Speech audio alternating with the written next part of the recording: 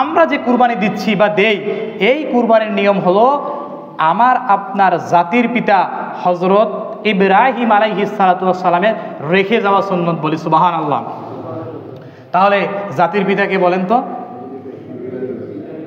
কথা বলেন, এটা আমার কথা না আপনার কথা? বলেন। আল্লাহ রাব্বুল আলামিনের কথা। আল্লাহ রাব্বুল আলামিন বলেন, ইব্রাহিম আলাইহিস সালাতু ওয়াস সালামকে আমি পদে পদে তার কাছ থেকে আমি পরীক্ষা নিয়েছি, আর যতবারই আমি তার কাছ থেকে পরীক্ষা নিয়েছি ততবারই তিনি তার পরীক্ষায় উত্তীর্ণ হয়েছেন। বলি সুবহানাল্লাহ। এজন্যই আল্লাহ রাব্বুল আলামিন খুশি হয়ে তাকে মিল্লাতা আবিকুম ইব্রাহিম অর্থাৎ মুসলিম জাতির পিতা বানিয়ে দিলেন।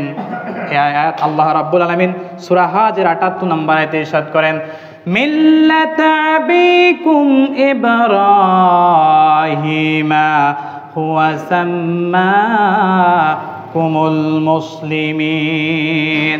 আল্লাহ রাব্বুল আলামিন বলেন, ইব্রাহিম আলাইহিস সালাতু ওয়াস সালামকে আমি জাতির পিতা করে দিলাম। আর এই আমরা যে নিজেকে মুসলমান হিসেবে পরিচয় দেই, এই পরিচয় আমাদের যে নাম মুসলমান, এই মুসলমান নামটা ইব্রাহিম আলাইহিস সালাতু ওয়াস সালাম চয়েস করে আমাদের জন্য রেখে দিয়েছেন। বলি সুবহানাল্লাহ।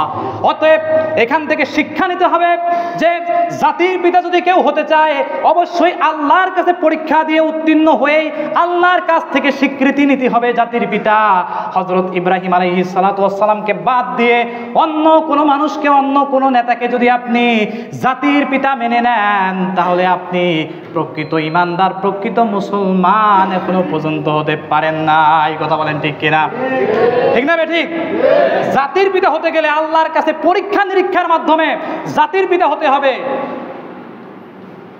আর যদি কোনো ব্যক্তি জাতির পিতা ইব্রাহিম আলাইহিস সালাতু ওয়াস সালামকে বাদ দিয়ে কোনো মানুষকে, অন্য কোনো মানুষকে জাতির পিতা হিসেবে মেনে নেয় তাহলে তার ঈমান থাকবে না। তার কারণ হলো আল্লাহ রাব্বুল আলামিন আয়াত অবতীর্ণ করে দিলেন যে জাতির পিতা হলো ইব্রাহিম।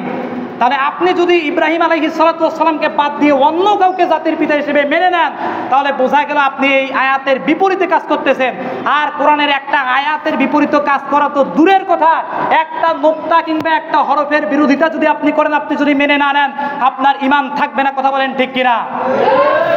হযরত ইব্রাহিম আলাইহিস সালাতু ওয়াস সালামকে আল্লাহ রাব্বুল আলামিন বিভিন্নভাবে পরীক্ষা নিয়েছেন।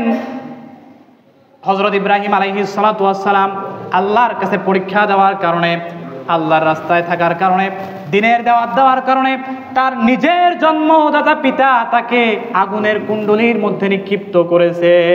বলেন নাউজুবিল্লাহ। একবার চিন্তা করেন, আমরা বিপদের মধ্যে পড়লে আমাদের সবচেয়ে বেশি প্রিয় মানুষকে বলেন তো?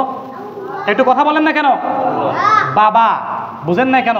আমরা এই পৃথিবীর জমিনে বলছি, আমরা যদি কোনো বিপদে পড়ি তাহলে আমাদেরকে সান্ত্বনা দেওয়া কিংবা আমাদেরকে বিপদ থেকে উদ্ধার করার জন্য একমাত্র আমাদের অবলম্বন হয় বাবা মা। হযরত ইব্রাহিম আলাইহিস সালাতু ওয়াস সালাম দ্বীনের পথে থাকার কারণে, কোরআনের পথে থাকার কারণে, মানুষকে আল্লাহর পথে আহ্বান করার কারণে তার নিজের জন্মদাতা পিতা তাকে আগুনের কুণ্ডলীর মধ্যে নিক্ষিপ্ত করেছে। এবার চিন্তা করেন, একজন নবী হয়েও কি পরিমাণ ত্যাগ মুজাহাদা তিনি করেছেন দ্বীনের জন্য। কথা বলেন ঠিক কিনা?